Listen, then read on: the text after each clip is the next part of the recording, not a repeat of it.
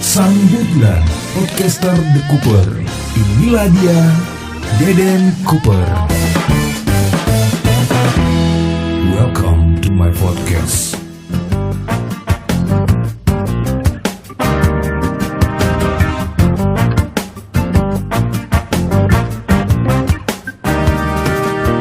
Halo Muda-Mudi Podcast, Assalamualaikum warahmatullahi wabarakatuh.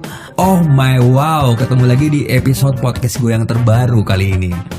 Gue berharap semoga kabar kalian hari ini semuanya baik-baik aja dong pastinya ya. This is seperti biasa ya Muda-Mudi Podcast. Sebelum mendengarkan podcast gue kali ini, ya ada baiknya mungkin di subscribe dulu. Terus ingat jangan sampai lupa klik juga tanda loncengnya. Welcome to my podcast. Nah, Muda-Mudi Podcast gue kali ini gue bakal ngobrol sama salah satu Muda-Mudi Podcast yang konon katanya sih udah sering ketemu calon mertua. Siapa lagi kalau bukan Putra Koto ya. Yes, selamat mendengarkan ya Muda-Mudi Podcast. Edisi podcast gue yang terbaru kali ini yang bakal ngomongin tentang ketemu calon mertua. Welcome to my podcast. Lama banget baru nongol lagi nih si Putra Koto ya. Atau gue yang baru iya gue baru mau bilang kayak gitu sih. Atau gue yang baru siaran. Mentang-mentang main-main YouTube lo ya. Enggak. Oh iya sekalian ya. Gue nungguin. Perasaan waktu itu ada yang minta izin. Ini gue jadi podcast ya di YouTube. Iya gitu. belum sempat gue edit bro. Gue tonton terus tuh setiap kali update. Nggak ada terus ya suara gue ya. Kok suara orang lagi? Oh kamu nungguin ya ceritanya, kamu nungguin ya. Enggak. Yang GR lo ya. Ya tadi lo bilang. Tadi lo sendiri yang bilang tuh katanya nungguin gitu kan. Enggak, nih orang kok ngilang gak ada kabar gitu ya. Oh jangan nih orang ngambek kali ya. Udah berapa kali Sabtu gak meeting ya. Jadi kemarin jarang siaran karena memang lagi banyak kerjaan juga sih sebenarnya. Jadi pengen siaran tapi nggak fokus gitu kan, nggak enak juga jadinya nanti. Kerjaan itu prioritas dulu dong. Yes, betul banget ya. Kalau orang tua pacar prioritas enggak sih? Bro. Apa? Kalau orang tua pacar prioritas enggak sih?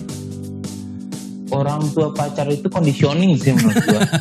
Kenapa emang? Ya tergantung kebutuhan. Makanya gue bilang conditioning. Kalau dia lagi duduk bareng lo ya fokuslah ke dia, jangan fokus ke anaknya. Tapi lo sendiri tadi sempat ngaku gitu kan, sempat ngomong, maksudnya lo udah berapa kali udah sering ketemu orang tua pacar tapi buntut-buntutnya nggak jadi gitu. Apanya yang nggak jadi itu? Gue bukan sepede ya, gue itu tipikal kalau menantu idaman. Menantu idaman kayak gini, waduh bisa kacau tuh rumah tangga tuh. Gue itu tipikal orang yang menyesuaikan diri dengan calon mertua. Gitu. Orang mertua gue itu hobi atau kegiatan kesehariannya apa ya, gue menyesuaikan diri ke sana. Gitu. Kayak ada yang gue olahraga, gue nyogok ya gue paling beli perlengkapan olahraga gitu buat dia gitu kan. Jadi dia seneng gitu, bukan martabak gitu mah. Apa? Yang penting kalau perempuan kan harus bapaknya. Jadi ya apa yang dibutuhin bapaknya itu yang kita bawain. Nah gue pengen tahu nih, ada nggak sih cerita menarik tentang pertemuan lo dengan orang tua pacar gitu yang mungkin sampai sekarang nggak bisa dilupain gitu? Gue sama kalau mertua nggak jadi gue itu memorable semua sih, cuman yang paling memorable banget tuh ada dua. Yang pertama itu yang pacar gue yang pertama yang gue bilang gue besok dia mau nikah, kita masih nongkrong sorenya sampai malam. Sama yang waktu gue udah kuliah anaknya meninggal. Itu memorable banget dua-duanya. Kalau yang pertama itu awalnya sih dia nggak tahu, setelah dia tahu orang tua gue siapa, misalnya mereka emang temenan sih orang tua kita itu kita ngomongnya nyambung kan. Jadi yang itu pokoknya bakal kesiswaan guru olahraga lah juga gitu kan. Jadi setiap gue ke rumahnya itu pun bukan sering juga, jarang gitu. Kalaupun gue ke rumah main ya kita ngebahas yang ini aja, ngebahas yang biasa-biasa aja, nggak yang serius-serius juga. Tapi gue kalau ya gue suka cerita sih orangnya ya. Jadi ya dia buka pembahasan apa, gue mencoba menyesuaikan diri aja dengan pembahasannya dia gitu, sesepatnya gue gitu. Dan Intinya sih kalau mau camar mah lu jangan sosok tahu lah. Kalau dia lebih dulu makan asam garam, lu mau sosok acting, dia ketahuan lah gitu. Tapi sebentar Gitu. sebentar Kot. Lo pernah nggak sih ngerasa bete banget gitu ya? Merasa pokoknya kesel banget gitu. Lo kan ceritanya pengen ngapelin si Doi ini. Tahu-tahu ternyata bokap atau nyokapnya tuh nggak pernah ninggalin lo di situ. Pokoknya dia ikut nimbrung juga di situ. Pernah nggak sih kayak gitu? Dan justru gue mah kasih aja kalau orang tuanya nimbrung. Justru si ceweknya yang akhirnya karena gue udah kasihkan sama orang tuanya cerita, dia udah ke kamar aja. Dan gue bodo amat. Oh justru anaknya yang bete gitu ya? Gue kan misalnya kan kita ke rumah cewek itu kan ya harus sopan santun lah gitu ya. Ketika orang tuanya cerita nggak mungkin kita skip atau kita gimana harus kita deny juga nggak mungkin kan. Berarti anaknya berarti si Doi ninggalin lo, dia masuk kamar gitu ceritanya tadi. Gue ada politiknya kalau mau ketemu orang tua cewek itu. Gue nggak pernah datengin dia baru apa. Gue ngapain? Misalnya kayak gue ketemuan dulu di luar, gue main dulu keluar jalan. Habis itu gue nganterin dia balik sampai rumah. Gue sering ngomong kan orang tua gue itu ngomong anterin cewek lu sampai dia benar-benar masuk rumah. Gitu. Nah, bukannya sampai dia benar-benar masuk kamar gitu. Itu kan bahasa ininya ya, bahasa. Iya. Dia udah masuk lah ya. Gitu ya. Iya betul. Karena kalau ada apa-apa sama dia setelah kita tinggal dia belum masuk rumah, tiba-tiba ada yang macam-macam ya tanggung jawab kita kan. Betul. Nah jadi gitu, jadi di situ tuh mana mau balik kalau kita di sana nggak pernah manggil om sih gue kalau manggil apa tuh langsung manggil dia di rumah manggil apa kalau dia manggil ayah gue manggil ayah bukan karena itu ya, bukan karena pacar sih ya. Gitu ya, temen juga gue kayak gitu di sana sih kalau di emang kita kayak gitu. Tadi gue mikirnya lo udah berasa kayak mertua gitu ya, jadi panggil ayah juga gitu, misalnya panggil ayah gitu ya. Ayah, kita nggak pernah. Pulang dulu ya ayah ya.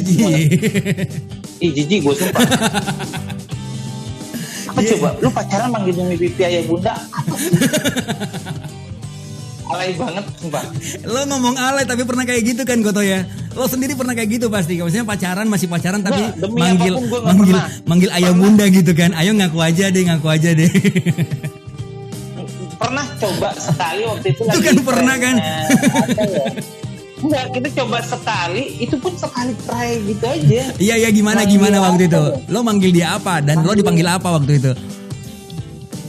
Oh bukan ayah bunda, manggil saya lagi jijik gitu. Kirain lo dipanggil pipi mimi gitu. Dulu itu kan emang lagi tren pipi mimian. Betul. Cuman kita nggak sampai ke sejauh itu enggak. Manggil sayang aja. Apa sih gue bilang? Iya apa sih? Halo, Kot, lo nggak usah jaim deh, Kot. Lo nggak usah jaim deh kalau ngobrol di sini deh. Ngaku aja deh, Kot. Nggak usah ngerasa risih gitu. Gue nggak pernah sih ya. Sejauh ini gue nggak pernah manggil ayah bunda, mama papa. Ya manggil sayang aja gue risih gitu ya. Biasa aja. Gue sih pacaran yang seumuran ya, jadi panggil nama aja gitu. Tuh kayak si Deno tuh, deh. Katanya anjir gue waktu makan dikirim masih pacaran tuh, pas manggil mama malah dibully dia tuh. Enggak, tapi tergantung orang, mungkin ada yang nyaman kalau manggil kayak gitu. Kalau gue sih agak risih gue, serius. Iya pantesan kelihatan kenapa sampai sekarang lo jomblo, karena lo suka ngerasa risih. Akhirnya cewek lo kecewa dong gitu kan. Makanya dia kecewa. Mending kita putus aja deh, lo nggak mau dipanggil ayah gitu kan. Nggak pernah yang ini banget, nggak pernah. Gue sebab gue nggak suka cewek yang terlalu, ini selera gue ya, selera orang beda-beda. Gue tuh nggak suka cewek yang kalau menye-menye, enggak. Gue itu saya kayak dibilang tomboy enggak juga gitu ya, tapi saya kayak yang nggak ribet lah, cewek nggak ribet dalam arti dia apa-apa cepet. Saya kita kayak nongkrong makan nggak ada malu-malu, makan banyak sisa. Duit itu belinya. Makan sepiring berdua nggak ada gitu. Kita kalaupun makan sepiring berdua kalau makan sepiring, kita percaya 2 porsi jadi 1. Gitu, tapi by the way, balik lagi kalau ngomongin orang tua pacar, lo pernah nggak sih ada pengalaman maksudnya bawain oleh-oleh, misalnya lo pengen ngapel gitu, pengen ngedit ke rumahnya si Doi, lo beliin martabak kayak atau apa gitu ya, pernah nggak sih kayak gitu? Hampir sih ya. Hampir. Hampir setiap main. Sebab balik lagi kebiasaan keluarga. Kita kalau bertamu ke rumah orang itu harus bawa buah tangan. Itu orang tua gue ngajarin kayak gitu. Oh gitu ya. Gitu. Tapi pada saat putus pasti nyesel dong ya. Kalau udah putus pasti nyesel dong ya. Alhamdulillah nggak pernah nyesel. Kirain bapak nyesel gitu ya. Ngapain gue beliin martabak gitu, udah bela-belain beli martabak, tahu-tahu putus juga gitu kan. Dan ketika kita putus pun nggak pernah ada omongan baik gue ke teman atau dia ke temannya dia bahasa yang gue dulu pacaran sekarang lah, gue nggak boleh inilah, nggak boleh. Kita nggak pernah ada omong kayak gitu. Justru kita putus tetap komunikasi, tetap temenan gitu. Tapi tuh lo dikasih tips sama Deno tuh, biar lo nggak putus maksudnya, biar hubungan kalian nggak putus. Kalau mau ngasih oleh-oleh itu adalah oleh-oleh yang terbaik adalah cucu gitu, calon cucu tuh itu bagus tuh. Ya, nikahin dulu dong, nikahin dulu. Itu langsung jadi tuh. Kasih cucu, bahaya loh, lu ngasih cucu di luar pernikahan. Tuh anak kalau cewek lu nggak bisa jadi walinya loh kalau cewek. Karena di hukum agama itu kena loh. Jadi jangan coba-coba ngasih cucu di luar nikah, bahaya gitu ya. Dari hukum agama. Iya, dari hukum agama pun itu kena gitu. Cuman yang jadi pertanyaan, bisa nggak sih lo bikin calon cucu gitu? Insya Allah. Kalau ada sampel nggak kira-kira? Kali aja maksudnya. Gue takutnya masa muda lo terlalu boros gitu kan. Gue sih enggak sih ya, masa muda gue itu terlalu banyak belajar anjir. Gue terlalu sering banyak belajar dan tiba-tiba juga makanya gue masih pengen main-main dulu gitu. Bapak gue itu kayak bapak gue itu punya perusahaan gede, jadi kapanpun gue ini tinggal transfer ke gue terus gue nikah, padahal nyari duit aja susah.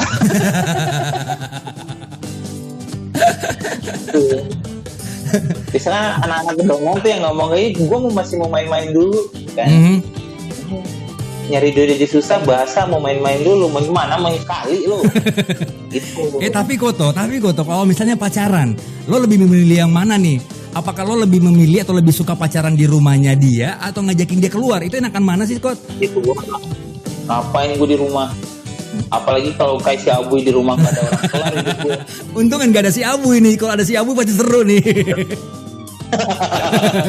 Keluar lah, gue lebih sering keluar sih. Dan kalau pacaran pun kita sering double date gitu. Gue kan sama sahabat, jadi kan gue pernah bilang kan gue sama sahabat gue itu kita pacaran, jadi kita sering double date gitu. Jadi kita nggak sepenuhnya pacaran, jadi kita itu emang kongko bareng. Iya, kayak nongkrong bareng gitu ya. Jadi asik lah gitu, nggak berdua. Nah, gue orangnya nggak terlalu komunikatif sih gitu. Kalau udah serius sama orang nggak terlalu komunikatif. Tapi kalau kayak sekarang nih heboh gitu ya. Nah tapi kalau misalnya kayak tiba-tiba tuh cewek jadi pacar gue bakal nggak terlalu banyak bunyi gitu. Kalau telepon, apa kabar? Sehat? Udah makan belum? Udah. Ngapain? Belilah, gue bilang. Emang biasanya kalau lo ngajakin dia keluar, biasanya lo kemana tuh? Tempat paling favorit tuh di mana tuh biasanya nongkrongnya? Dulu kalau zaman SMA ya, dulu itu kita sering, kalau nggak tahu ya di daerah lain, dulu itu ada namanya paket attack di KFC, itu jam 3 sampai jam 5. Jam 3 sampai jam 5 apa nih? Jam 5 subuh dong berarti ya? Pagi ya? Bukan, siang, ya Allah ya. Kan jam 5, tadi ngomongnya jam 5, harusnya kan kalau jam 5 sore itu berarti jam 17 gitu kan? Pukul 15 sampai 17 Bapak ada paket Iya siap. Rp6.000. Nah Rp6.000 satu sayap, satu nasi sama satu soft drink. Gitu, gue tahu kenapa lo milih nongkrong di situ karena di situ agak murah gitu ya. Dan gue tahunya itu udah zaman SMA loh. Nyesel gue. Dulu itu gue ngebayangin anak SMA yang sekolah umum ya. Gue orang jajannya dikasih berapa sama orang tuanya, nongkrong kayak si mulu tiap hari gitu ya. Taunya pas gue tahu dia nongkrong karena ada paket etek itu, goblok gue bilang. Kau tahu dari dulu gue nongkrong KFC tuh. Tuh, seringnya sih nongkrong di sana.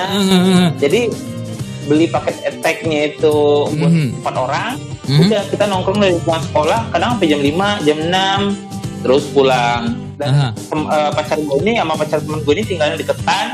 Jadi image kita itu di orang tuanya alhamdulillah pada positif gitu. Jadi pas anaknya ditelepon di mana? Ini lagi jalan sama Putra sama Gani gitu kan, sama Gila juga katanya kan. Oh ya udah. Ntar kalau pulang cepet katanya kan, jangan malam-malam pulangnya. Udah. Nah kalau Cewek ngomongin, gue ini kan dia tinggal di sekolah. kalau ngomongin jangan malam-malam gitu, ada nggak sih pengalaman pernah nganter pulang anak orang itu sampai kemalaman gitu kok? Sampai lupa waktu di luar, lupa waktu gitu, akhirnya telat buat nganter dia balik ke rumah. Gue kalau pulang sampai malam itu ya paling kalau kayak ada kegiatan. Jadi kan dulu itu kan gue pernah bilang gue pernah ikut exchange Bukit Tinggi Seremban. Jadi kita kalau pulang malam itu ya kalau ada kegiatan sama alumni itu aja. Nah kayak waktu itu ada student dari Malaysia nya datang ke Bukit Tinggi. Jadi pas malam perpisahan tuh, gue mau ngetes cewek gue nih, belum nembak sih. Gue mau ngetes nih orang beneran suka nggak sama gue, dia. Gue bilang gue mau pindah ke Jakarta, gue bilang kan. Cie, terus gimana? Responnya gimana responnya? Paling dia responnya, ya udah pindah aja. Ngambek dia. Ngambek terus malam itu gue bilang itu ntar malam ikut nggak? Gue bilang, dia bilang nggak awalnya. Ya udah, paling ini malam terakhir gue di sini. Gue bilang besok gue udah ke Jakarta, gue pindah ke Jakarta. Gitu ya. Udah. Taunya gue dikasih kado, dikasih surat gitu. Terus dia ngomong, tahu gitu kenapa nggak ngomong dari dulu? Gue bilang gue sebenarnya itulah ya, dia bilang gitu suka bla bla bla bla. Gue kayak yang mau SMS ngaku itu kayak yang takut gitu. Karena udah gue buka kadonya, gue baca suratnya, gue ngomong dong terus aja. Gue abis ngerjain si Pipi nih, gue bilang kan, namanya Pipi bukan Pipi ya, Pipi gitu kan. Gue ceritain lah semua, lu gila lu katanya kan. Akhirnya gue ngaku malam itu juga, gue sebenarnya nggak pindah, gue ngetes lu aja, gue pengen tahu lu suka apa nggak sama gue bilang kan. Telepon gue dimatiin dong, telepon gue dimatiin, mau nggak mau besoknya gue datang ke sekolahnya dia. Dia balas dendam, gue di apa sih, gue nggak di deny gitu, apa sih bahasa Indonesia di deny itu, gue kayak diabaikan, gue diabaikan gitu, dikacangin gitu ya. Iya dikacangin. Nah akhirnya gue main dong ke kantor bokapnya Oka Kesisran, gue main kantornya. Kata bokapnya kan sini katanya. Ya om, ya dulu awalnya om, kan, ya om gitu kan. Panggil papa aja katanya. Oh ya pak, gue bilang kan. Dah, sih udah ngomong-ngomong, kamu ngapain sama si Vivi katanya. Gak ada, gue bilang. Akhirnya gue ngaku, gue ngerjain dia gini. Wah kamu katanya anak papa digituin, kata bokapnya kan. Yang gitu kalau temenan katanya kan. Kalau nggak temenan gimana pak? Kalau pengen gimana pak? Tapi kok tau yang bikin gue penasaran nih Kot ya, dari sekian banyak deretan calon mertua nih, bukan deretan mantan ya, tapi deretan calon mertua nih, kira-kira calon mertua mana sih yang paling ngeselin waktu itu? Dalam list nggak pernah ada yang ngeselin sih. Nggak ada yang ngeselin gitu ya? Kalau mertua nggak jadi yang oke semua, yang kita kalau ngobrol pun nyambung. Cuman yang kalau ditanya yang paling memorable banget ya yang pertama ini, gara-gara pas anaknya mau nikah itu mereka yang minta maaf ke gua. Gara-gara kan awalnya nih anak kan ditahan karena orang tuanya udah tungguin si Putra kelar kuliah aja. Dia udah jelas keluarga semuanya anak sopan bla bla bla banyak. Image gue ini positif di mata lu aja nih guys. Tapi gini, persoalannya apa sih yang menyebabkan sampai lo nggak mau mengelamar anak orang gitu ya? Gue kan masih kuliah waktu itu dan dia cuma D3 kebidanan ya kan dulu tamat. Kan bisa nikah dulu sambil kuliah tuh bisa gitu kan? Lo mah banyak alasan gitu kan, bilang aja kalau nggak serius sama anak orang Koto. Mungkin di daerah Jawa banyak ya taman SMA orang sudah pada nikah. Kalau di daerah Sumatera, khususnya di daerah Sumatera lah gue bilangnya, itu orang itu menikah di 27, 28, bahkan ada di atas 30 kebanyakan. Jadi kalau menurut gue waktu itu pun orang tua gue nggak bakal ngizinin gue lagi kuliah nikahin anak orang. Bokap gue juga nggak ngizinin gitu. Terus kondisi keluarga di rumah gue juga lagi nggak oke gitu kan. Jadi itu yang akhirnya kita gue itu awalnya pacaran 3 bulan pas kelas 3 SMA, terus putus, terus jadian lagi. Itu cara gue balik sama mantan sekali-sekalinya tuh. Nah setelah balikan lagi itu kita pacaran hampir 2 atau 3 tahun, terus putus lagi. Itu ya udah kita temenan aja, nggak ada status dia pacaran sama siapa, gue dekat sama siapa gitu kan. Lalu dia ngomong dia mau nikah. Pas dia ngomong dia mau nikah itu gue agak kaget sih gitu. Cuman ya udahlah nggak jodoh gue gitu kan. Nah di situ tuh nyokapnya yang jadi waktu mau main sore itu pun gue disuruh ikut gue dong katanya, kalau mau nongkrong katanya kan gue nggak bakal diizinin nih. Akhirnya gue datang sama teman-teman. Bilang Mas besok si Pipi mau nikah kan. Nyokapnya itu nggak berani ngeliat gue gitu, kayak yang malu gitu, nggak berani ngeliat gue. Terus oh ya udah put katanya kan, tapi yang malam-malam ya pulangnya gituin sama dia. Yes. Udah kita main terus abis maghrib nyokapnya ngomel-ngomel. Pulang ini masih Putra katanya, kita masih kumpul sama teman-teman pelajar katanya. Akhirnya nyokapnya ngomong sama gue, Put besok si Pipi mau nikah, jangan kemalaman ya pulangnya. Aduh. Nyokapnya ngomong sama gue. Oh oke mah, gue bilang ntar gue langsung yang nganterin sampai rumah. Gue teman-teman yang lain gak ada yang berani. Orang tuanya itu emang terkenal killer di mana-mana, tapi sama gue enggak gitu. Nah udah, gue antar pulang. Malam pas mau pulang itu gue dipanggil sama bokapnya. Terus di situ bokapnya itu minta maafin papa ya, katanya nggak bisa jaga anak papa katanya. Terus lo ngomong apa waktu itu? Nggak apa-apa pak, gue bilang kan kita pun udah kayak saudara kok sekarang, gue bilang santai aja, gue bilang.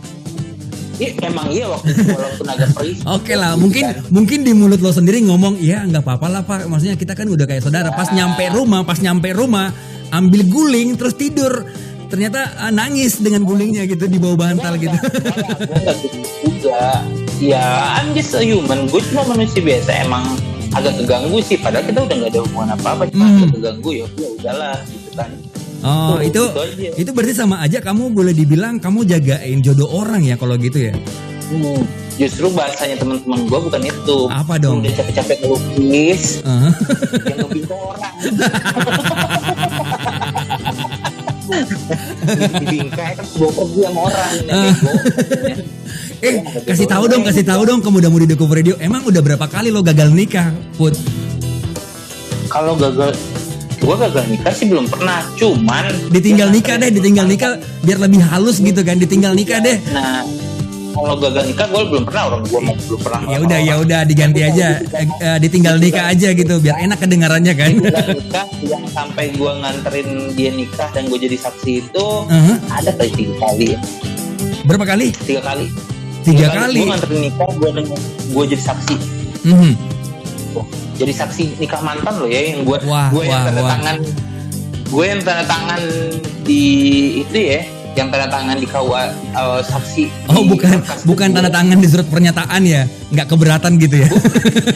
Enggak, gue yang tanda tangan jadi saksi dari takutnya ada kayak gitu, maksudnya ada format surat pernyataan menyatakan nggak keberatan gitu. Tragis banget. Cuman ada satu nih yang mungkin waktu itu kalau jadi sih gue nikah sama dia orang sini, dia orang Sunda. Gue deket, emang kita belum ada deklarasi kayak pacaran yuk atau gue mau ngelamar dia, belum ada. Emang kita udah deket, tapi gue yakin dia kayak serius ke gue juga udah serius. Masalah kita usia udah, waktu itu gue masuk kerja itu dia udah 25-26 kan, dan menurut gue udah nggak pantas pacaran kan, makanya gue kayak deket aja, takutnya tiba-tiba ditanya. Taunya cewek kenapa nggak pernah bilang mau ngomong suka ke gue, dan gue pun nggak ngeh gitu. Taunya dia sakit, tapi kita deket, jalan-jalan ada jalan gitu ya, gue nganterin dia pulang, terus kayak ya banyak lah gitu kan. Taunya pas emang udah rencana bulan depannya itu gue udah ngomong ke orang tua, gue mau ngelamar orang sini boleh nggak, gue bilang kan, karena kalau seandainya gue ngelamar orang sini gue udah nggak bisa jadi datuk dong di Minang gitu kan. Karena anak gue bakal punya suku ntar kalau lahir gitu kan. Yes. Udah katanya kalau nyokap bokap gue sih orangnya terbuka banget gitu kan, ya jodoh lu di mana ya udah dapet di sana aja, atau bibi lu ada yang dapat orang sana kok, kata nyokap bokap sama oma gue, gituin kan. Nah terus pas gue udah itu tiba-tiba nih anak 3 hari nggak masuk kerja gitu. Ini udah jalan 6 bulan sih, tiba-tiba 3 hari nggak masuk kerja, dan gue nggak tahu, padahal gue ADM, masa gue nggak tahu gitu kan. Pas gue cari tahu, nyokap bokapnya nelfon disuruh ke rumah sakit. Gue datang ke rumah sakit gitu kan, gue kaget dong, nih anak sakit gitu kan. Tanya sakit apa, terus orang tuanya ngomong, kamu Putra? Katanya iya, gue bilang kan.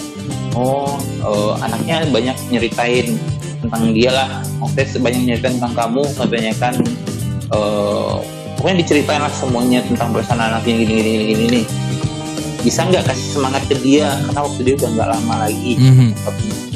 Dia itu antara sadar nggak sadar sekarang, itu badannya udah diselangin semua. Waduh, gue lupa nih, harusnya tadi ganti backsound yang sedih gitu ya. Ku menangis, yang kayak gitu ya. Gila lu, orang udah Wah, kayaknya malam ini gue seneng banget gitu dengerin curhat lo gitu ya Koto ya. Kita tuh udah lama kenal dan gue baru dengar cerita ini loh Koto. Gue pun baru ingat tentang ini barusan loh, lu ngomongin mertua, dan gue ya karena gue nggak sempat jadian sih ya, itu kondisinya udah diselang semua, 3 hari dirawat. Yang gue bikin gue nangis itu waktu itu ya gue emang gak pernah bilang, cuma pas dalam kondisi dia koma itu gue ngomong, oh makasih udah kayak ada ngasih kesempatan gue di sebagian lu, gue bilang kan, gue jujur bulan depan mau ngelamar lu, gue bilang kan, lu kan gue kalau udah kayak gitu gue udah duluan, dan selalu bulan depan gue ngelamar lu, kalau emang lu masih kuat bertahan, gue bilang bulan depan gue mau ngelamar lu, tapi kalau seandainya lu udah kuat ya udah gue ikhlas, gue bilang kan, dan gue bakal jatuh nyokap bokap lu, katanya gue bilang gitu sama punya gue gituin, dan dia anak sama tawayang lagi ya. Dan di situ kayak yang habis gue ngomong itu gue pulang, gue pulang 2 hari setelah itu gue dapet telepon, tiba-tiba ada email nih di kantor, nggak ada yang ngomong gue. Email apa lagi tuh?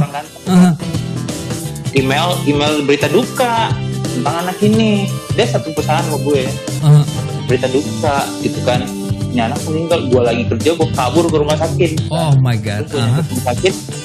Gue nyampe rumah sakit, udah bokapnya yang bilang ikhlasin ya katanya. Gue merinding, ikhlasin ya, maafin dia kalau seandainya ada banyak salah, bla. Gue udah nggak bisa ngomong dong, ini anak udah nggak ada gitu kan. Dan di situ titik kesalahan terbesar dalam hidup gue, kenapa gue nggak bilang pada saat dia lagi sadar gitu. Di situ tuh. Itu udah berapa lama kejadiannya Koto tuh? Itu 2 tahun lalu lah. 2,5 tahun lalu. Iya, gue kerja udah 5,5 mau jalan 6, ya 2,5 tahun lalu lah. Oke gini Kot, mohon maaf sebelumnya, gue bukannya pengen mengingatkan lo ke dia gitu ya, tapi gue minta malam hari ini, mungkin lo bisa katakan sesuatu untuk dia, meskipun dia yang jauh di sana mungkin masih bisa mendengarkan apa yang lo katakan malam hari ini. Bisa ya Koto ya? Anggap ruh dipisah dengan rasa trauma itu ya. See you again, have a nice. Tapi mah, lo kalau bingung mau live, gue sampai berapa kali coba bunuh diri, gitu ya. Jadi sekarang tiba-tiba gue udah ada nih yang benar-benar pengen gue jadi makmum gue. Tiba-tiba dia diambil hukum juga. Gue kadang mikir, takut yang lainnya gitu kan ya. Dan kalau menurut Om Deno, iya, maksudnya semoga lo dapat karakter yang sama dengan apa yang ada di dia, lo bisa dapetin dengan cewek yang lainnya gitu kan ya. Dan kalau menurut Om Deno, menurut Om Deno, ikhlaskan ketika kamu kehilangan, karena Tuhan akan menggantinya dengan yang lebih baik dong pastinya. Oke. Makasih banget lu sih, gue gak mau sedih. Ya udah deh Om Koto ya. Habis telepon-teleponan ini. Satu lagi. Habis telepon-teleponan Om Koto bisa nangis deh, kalau mau nangis silakan, nggak apa-apa ya. Yes, makasih banyak ya buat Putra Koto yang udah ngobrol-ngobrol seru di podcast gue kali ini. Dan mudah-mudahan di podcast, sampai ketemu di episode podcast gue yang selanjutnya. See you again, have a nice day. Wassalam and dadah, bye-bye.